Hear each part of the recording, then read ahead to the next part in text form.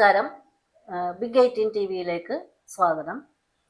ഇന്ന് നമ്മോടൊപ്പമുള്ളത് നമ്മുടെ മുൻ മേയറും കൊച്ചിക്കാരുടെ പ്രിയങ്കരനുമായ സോഹൻ ചേട്ടനാണ്. നമുക്ക് സോഹൻ ചേട്ടനോട് ചോദിച്ചറിയേണ്ടത് ഇന്ന് കൊച്ചി നേരിടുന്ന ശുദ്ധജലക്ഷാമം, ഇന്നല്ല ഒരുപാട് കാലങ്ങളായിട്ട് നമ്മൾ നേരിട്ടുകൊണ്ടിരിക്കുന്ന ഒരു പ്രശ്നമാണ് കുടിവെള്ള ക്ഷാമം. ഈ കൊച്ചിയുടെ ചുറ്റിനുമുള്ളത് കായലും കടലും എല്ലാം ഉണ്ട്. പക്ഷേ നമുക്ക് കുടിക്കാൻ ഒരു തുള്ളി വെള്ളം പോലും കിട്ടുന്നില്ല. അതിൻ്റെ ഒരു പരിഹാരം, അതിൻ്റെ പ്രശ്നങ്ങളും പരിഹാരങ്ങളും കുറിച്ചാണ് നമുക്ക് സോഹൻ ചേട്ടനോട് ചോദിച്ചറിയേണ്ടത്. അപ്പോൾ സോഹൻ ചേട്ടാ സ്വാഗതം. സോഹൻ ചേട്ടാ, നമുക്ക് വർഷങ്ങളായിട്ട് നമ്മൾ അനുഭവിച്ചുകൊണ്ടിരിക്കുന്ന ഒരു പ്രശ്നമാണ് ഈ ശുദ്ധജല ക്ഷാമം. അതിൻ്റെ പ്രശ്നങ്ങളും അതുപോലെ തന്നെ അതിൻ്റെ പരിഹാരങ്ങളും എന്താണെന്ന്, എന്ത് ചെയ്യാം, അതിന് എന്തൊക്കെ പരിഹാരങ്ങൾ കാണാം എന്നുള്ളതിനെ കുറിച്ച് സോഹൻ ചേട്ടന് എന്താണ് പറയാനുള്ളത്? നമ്മൾ ഈ വെള്ളത്തിൻ്റെ കാര്യം പറയുമ്പോൾ ഈ കുടിവെള്ളം എന്ന് പറയുന്നത് തന്നെ നമുക്ക് കിട്ടുന്ന വെള്ളത്തിന്, പൈപ്പിലൂടെ വരുന്ന വെള്ളത്തിനെ നമ്മളൊരു പരിമിതപ്പെടുത്തുന്ന ഒരു വാക്കാണത്. ശരിക്കും അതിന് ശുദ്ധജലം എന്ന് തന്നെ നമ്മൾ പറയണം.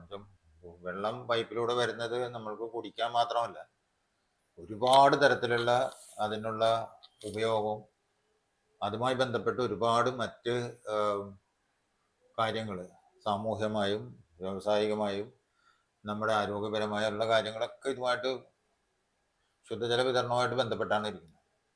യഥാർത്ഥത്തിൽ ദാരിദ്ര്യ നിർമ്മാർജ്ജനം എന്ന് പറയുന്നതിൻ്റെ ഒന്നാമത്തെ പടിയായിട്ട് കാണുന്നത് തന്നെ ശുദ്ധജല ജനങ്ങളിൽ എത്തിക്കുക എന്നുള്ളൊരു കാര്യമാണ് നമ്മൾ പരിഗണിക്കാറുള്ളത്.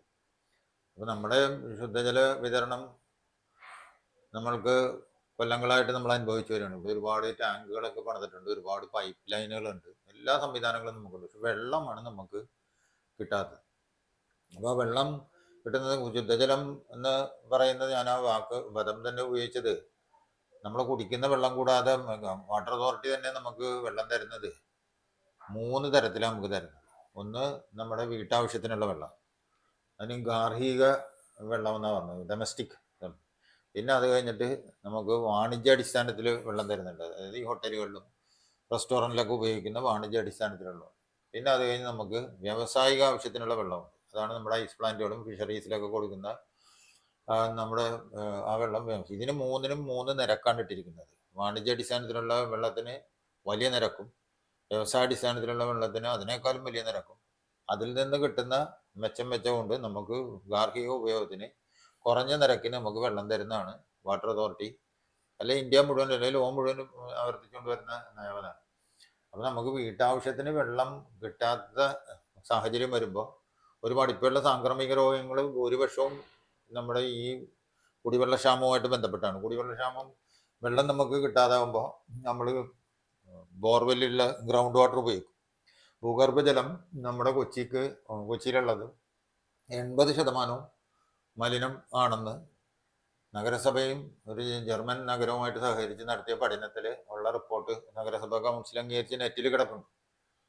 അപ്പോൾ 80% മലിനമായ, നമുക്കിവിടെ സൂവേജ് സിസ്റ്റം ഒന്നുമില്ല, അതുകൊണ്ട് സെപ്റ്റി ടാങ്കുകളാണ് ഉപയോഗിക്കുന്നത്. അതെല്ലാം ലീക്ക് ചെയ്യുകയും ചെയ്തൊക്കെ അങ്ങനെയാണ് മലിനമായിട്ട്. നമ്മുടെ തോടുകളിൽ കാണുന്ന വെള്ളം എല്ലാം കറുത്ത നിറത്തിലാണ്, അതിന് ബ്ലാക്ക് വാട്ടർ എന്ന് പറഞ്ഞത്. അതിൻ്റെ ഒരു ജീവജാലത്തിനും ജീവിക്കാൻ സാധിക്കില്ല, അതിനാണ് ബ്ലാക്ക് വാട്ടർ എന്ന് പറയുന്നത്. അപ്പം അത്രയും അപകടകരമായ ഒരു സാധനമാണ് നമുക്ക് കുടിവെള്ളം കിട്ടാതെ വരുമ്പോൾ നമുക്ക് ബദലുള്ള ഉപയോഗം, നമ്മൾ കുളിക്കുകയും അതുകൊണ്ട് ഉപ്പിളിക്കുകയും എല്ലാം ചെയ്യുമ്പോൾ ഈ ഗ്രൗണ്ട് വാട്ടർ വളരെ ഡേഞ്ചറസ് ആണ്. കണ്ടാലും അതിനകത്ത് അണുക്കളൊന്നും നമുക്ക് മനസ്സിലാവില്ല.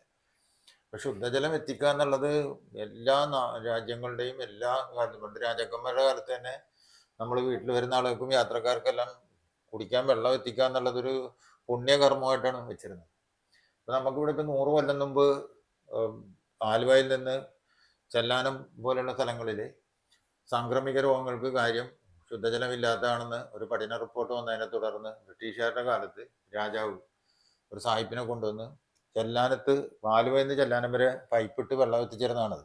പമ്പില്ലാതെ ഗ്രേഡിയൻറ്റിൽ ഭൂമിയുടെ ചരിവനുസരിച്ച് വെള്ളം കൊണ്ടുവന്ന് എത്തിച്ചിരുന്ന പാരമ്പര്യമുള്ളൊരു സ്ഥലമാണ് നമ്മൾ. പക്ഷെ ഇപ്പോഴും നമുക്ക് കുടിവെള്ളം നമ്മുടെ വീടുകളിൽ കൊടുക്കാനോ വ്യാവസായിക ആവശ്യത്തിന് കൊടുക്കാനോ ഒന്നും സാധിക്കുന്നില്ല. ശുദ്ധജല വിതരണം എന്ന് പറയുമ്പോൾ അതിന് എല്ലാ സംവിധാനങ്ങളും നമുക്ക് ഇവിടെ ഇപ്പോഴത്തെ നിലയ്ക്ക് നമുക്ക് ആവശ്യത്തിനുള്ള കാര്യങ്ങളുണ്ട്. ചിലയിടത്തൊക്കെ പൈപ്പൊക്കെ കേടായിട്ടുണ്ടെങ്കിൽ അത് നമുക്ക് മാറ്റണമെന്ന് മാത്രമേ ഉള്ളൂ.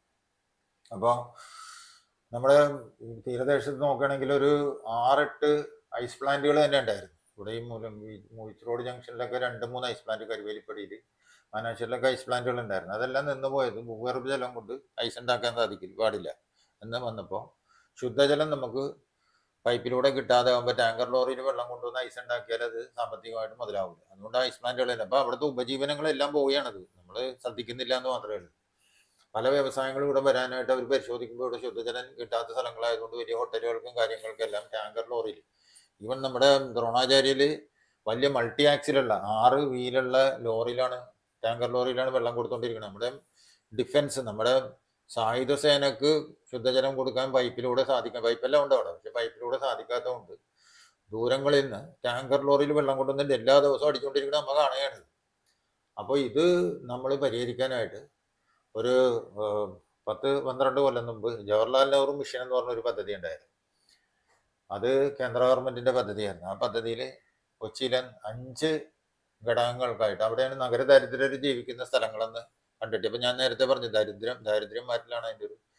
അപ്പം ആ നഗര ദരിദ്രർ ജീവിക്കുന്ന സ്ഥലത്ത് കുടിവെള്ളം എത്തിക്കലാണ് പ്രാധാന്യമെന്ന് കണ്ടിട്ട് അവിടെ ജനൂറം പദ്ധതി എന്ന് പറഞ്ഞ് 100 MLD എന്ന് പറയുമ്പോൾ 100 മില്യൺ ലിറ്റർ ദിവസേന, മില്യൺ ലിറ്റേഴ്സ് ഡേ ആണ്. അപ്പോൾ 10 കോടി ലിറ്റർ ഒരു ദിവസം ശുദ്ധീകരിച്ച് ജനങ്ങൾക്ക് എത്തിക്കാനുള്ള പദ്ധതി ആവിഷ്കരിച്ചു. അത് പിറവത്തുനിന്ന്, ഇതുവരെ നമുക്ക് ആലുവയിൽ നിന്നാണ് വെള്ളമൊക്കെ വരുന്നത്, ഇപ്പം പിറവത്തുനിന്ന് ഇടുക്കി പദ്ധതിയുടെ അവിടെ നിന്ന് വരുന്ന ടെയിൽ വാട്ടർ ഉപയോഗിച്ച് മൂവാറ്റുപുഴ ആറിൽ നിന്ന് വെള്ളം എടുത്ത് മരട് കൊണ്ടുവന്ന് ശുദ്ധീകരിച്ച് 100 MLD വെള്ളം, 10 കോടി ലിറ്റർ, ഒന്ന് കുമ്പളം, കുമ്പളങ്ങി, ചെല്ലാനം, പശ്ചിമകൊച്ചി,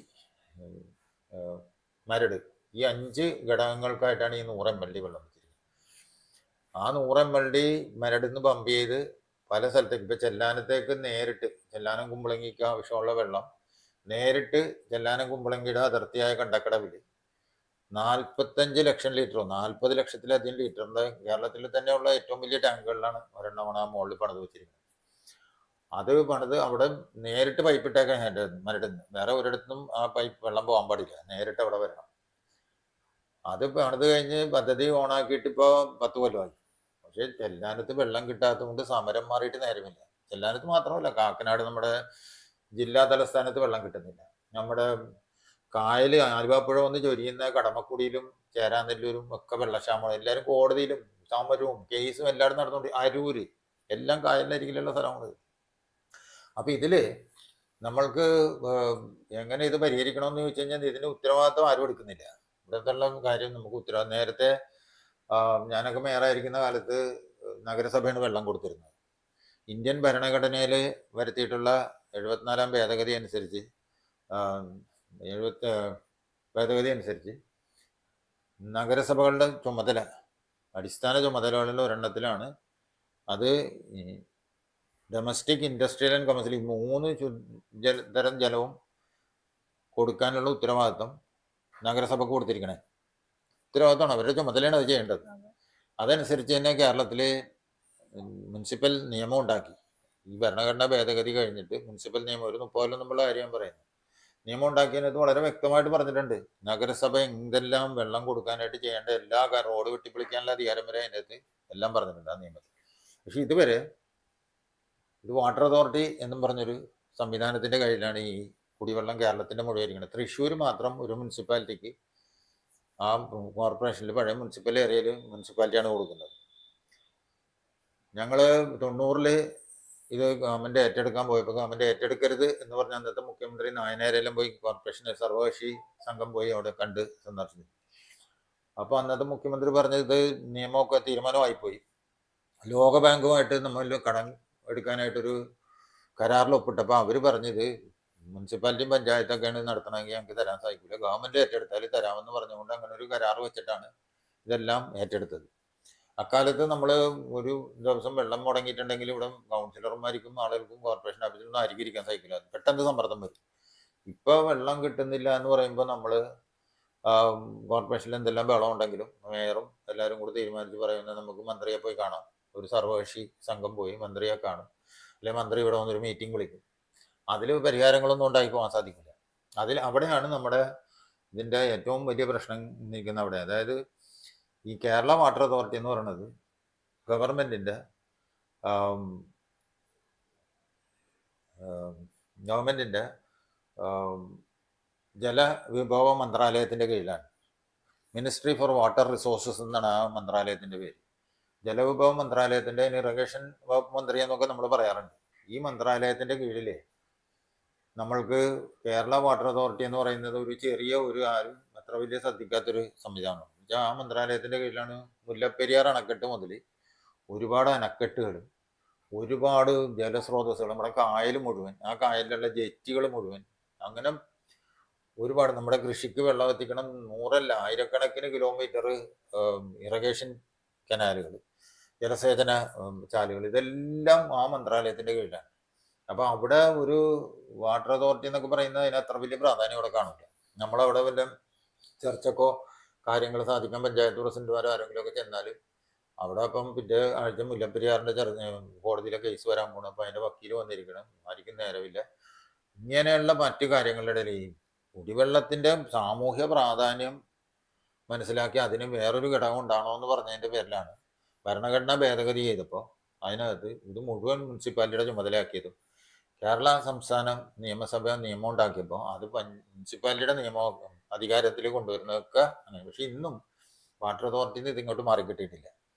നമ്മൾ അന്ന് ഇത് 90-ൽ വാട്ടർ അതോറിറ്റിക്ക് കൈമാറിയപ്പോൾ ഉള്ള പൈപ്പും ടാങ്കും എല്ലാം മുനിസിപ്പാലിറ്റി അല്ലെങ്കിൽ കൊച്ചിൻ കോർപ്പറേഷൻ അവരെ ഏൽപ്പിച്ച്. അവർക്ക് ഇത് നടത്താൻ സാധിക്കില്ല, ആർക്കും ഉത്തരവാദിത്തമില്ല. ഇതിനകത്ത് എന്ത് തീരുമാനം എടുക്കണമെങ്കിലും തിരുവനന്തപുരത്ത് പോകണം, ഇവിടെ നിന്നൊന്നും തീരുമാനിക്കാൻ സാധിക്കില്ല. അപ്പോൾ ഇത് പ്രാദേശികമാക്കാൻ ഗവൺമെൻറ്, കേന്ദ്ര സംസ്ഥാന ഗവൺമെൻറ്റുകൾ തീരുമാനിച്ചിട്ടുണ്ട്. അത് വന്നാലേ ഇത് പരിഹരിക്കും ശാശ്വതമായിട്ട്. പക്ഷെ അത് വരണമെന്നും പറഞ്ഞ് നമുക്ക് കാത്തിരിക്കാൻ സാധിക്കില്ല.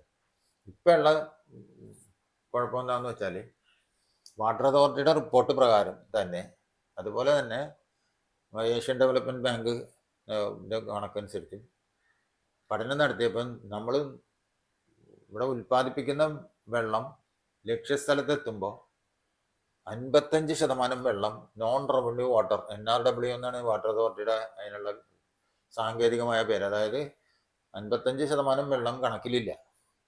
100 ലിറ്റർ ആലുവെന്ന് പമ്പ് ചെയ്ത് വിട്ടാൽ ഇവിടെ വരുമ്പോൾ 45 ലിറ്റർ വെള്ളമാണ് എല്ലാവരും കൂടെ കിട്ടുന്നത്, ബാക്കി 55 കാണാനില്ല. അപ്പം അതുമായിട്ട് നമ്മുടെ കേരള ഗവൺമെൻറ്, കേരളത്തിലെ കഴിഞ്ഞ സർക്കാർ കേരളത്തിലെ കുടിവെള്ള പ്രശ്നം പരിഹരിക്കാൻ, അല്ലെങ്കിൽ ശുദ്ധജല പ്രശ്നം പരിഹരിക്കാനായിട്ട് പദ്ധതി ഏഷ്യൻ ഡെവലപ്മെൻറ്റ് ബാങ്കിന് കൊടുത്തപ്പോൾ പഠനം നടത്തിയതിൻ്റെ എല്ലാ റിപ്പോർട്ടും എടുത്ത് നോക്കുമ്പോൾ ഇത്രയും വെള്ളം വെറുതെ പോണേ. അപ്പം അത് ലാഭിച്ചാൽ മതി. പിന്നെയും പുതിയ ശുദ്ധീകരണശാല കിട്ടുന്ന ഈ പൈപ്പിൽ കൂടെ വെള്ളം വരുമ്പോൾ പിന്നെ ആ വെള്ളമൊക്കെ ചോർന്നു പോകും. അതുകൊണ്ട് അവർ പുതിയ ഒരു പദ്ധതി ഇടണതിന് അവർ തടസ്സം പറയുകയും ഇപ്പം അഴച്ചുകൊണ്ടിരിക്കുന്ന വെള്ളം പൈപ്പിലെ ലീക്കോ എന്താണ് കാര്യം, അത് കട്ട് പോകണമെങ്കിലോ എങ്ങനെയാണെങ്കിലും അത് പരിഹരിച്ചെടുക്കുന്നതിന് നമുക്ക് സഹായം തരാമെന്ന് പറഞ്ഞതിൻ്റെ പേരിലാണ് ഇപ്പം അന്തർദേശീയ ടെൻഡർ വിളിച്ച് ഏഷ്യൻ ഡെവലപ്മെൻറ്റ് ബാങ്കിൻ്റെ ഫണ്ടോടുകൂടി അവരുടെ മാനദണ്ഡം അനുസരിച്ച് അന്തർദേശീയ ടെൻഡർ വിളിച്ച്, ആഗോള ടെൻഡർ വിളിച്ച്. ആ ആഗോള ടെൻഡർ വിളിച്ചപ്പോൾ അതിൽ ആ ടെൻഡർ കിട്ടിയത് ഒരു ഫ്രഞ്ച് കമ്പനിക്കാണ്. അങ്ങനെ ഫ്രഞ്ചുകാർ, ഫ്രാൻസിൽ നിന്നുള്ള വിദഗ്ധന്മാർ, അവരുടെ കമ്പനിയാണ് ഇപ്പോൾ നമ്മൾ വാട്ടർ അതോറിറ്റി അവരെ ഏൽപ്പിച്ചു കൊടുത്തിരിക്കണേ. അവർ വന്നിട്ടാണ് ഇപ്പോൾ അവരുടെ വന്നേക്കണെല്ലാം നമ്മുടെ നാട്ടുകാരെ തന്നെയാണ് അവർ ഇവിടെ ജോലിക്ക് വെച്ചിരിക്കുന്നത്. പക്ഷെ അവരാണ് ഇപ്പോൾ ഇത് എങ്ങനെയാണ് ഈ ലീക്കുകൾ ഉണ്ടാകുന്നതെന്ന് പഠിച്ചിട്ട് 10 കൊല്ലത്തിനോ മറ്റേ അവർ 20% ആ ലീക്ക് കുറക്കും. 55 20 കൊണ്ടുവരും. പിന്നെ ഒരു 10 കൊല്ലം കൊണ്ട് അവർ അത് 10% കുറക്കുമെന്നാണ് പറഞ്ഞിരിക്കുന്നത്. അതിനവരെ കംപ്ലീറ്റ് കൈമാറി ഇപ്പോൾ അവരാണ് ഇതൊക്കെ മുഴുവൻ ഇവിടെ മാനേജ് ചെയ്യുന്നത്. നമ്മുടെ വാട്ടർ അതോറിറ്റി മുഴുവൻ അവരാണ് ഇപ്പോൾ നോക്കിക്കൊണ്ടിരിക്കുന്നത്. വെച്ചാൽ ഇന്ത്യയിലെ കമ്പനികൾക്കൊന്നും ഈ പണി ചെയ്യാനായിട്ട് സാങ്കേതികമായിട്ട് കഴിവില്ലാത്തതുകൊണ്ടോ ടെൻഡറിലെ ഇതിൻ്റെ കുറവുകൊണ്ടോ എന്തോ ഇപ്പോൾ കിട്ടിയിരിക്കണമായിരിക്കണം. അതാണ് ഇപ്പോഴത്തെ നമ്മളുടെ സ്ഥിതി.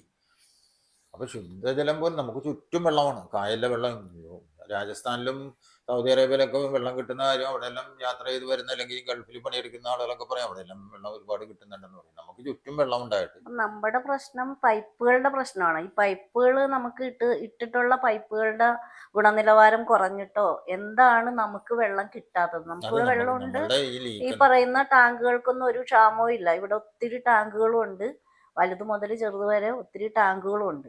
അപ്പൊ പിന്നെ എന്തുകൊണ്ടാണ് ഇത് ജനങ്ങൾക്ക് ഈ വെള്ളം ജനങ്ങളിലേക്ക് എത്താത്തത് എന്തുകൊണ്ടിട്ടാണെന്നുള്ളത്? അല്ല ഇതില് ഈ 2-3 കാര്യമുണ്ട് ഇതിനകത്ത്. ഒന്ന്, നമ്മൾക്ക് ഞാൻ പറഞ്ഞ 5 ഘടകങ്ങളെന്ന് പറഞ്ഞ കുമ്പളം, മരട്, കുമ്പളങ്ങി ചെല്ലാനം, പശ്ചിമോച്ചി, അതിന് ഈ 100 ml മരട് വന്നിട്ട് അവിടെ നിന്ന് നമുക്ക് ഇങ്ങോട്ട് തന്നാൽ മതി. മതി. ആ വെള്ളം മുഴുവൻ അവരെന്താ ചെയ്യണമെന്ന് വെച്ചാൽ എറണാകുളത്തേക്കാണ് ആ വെള്ളം പോകണം.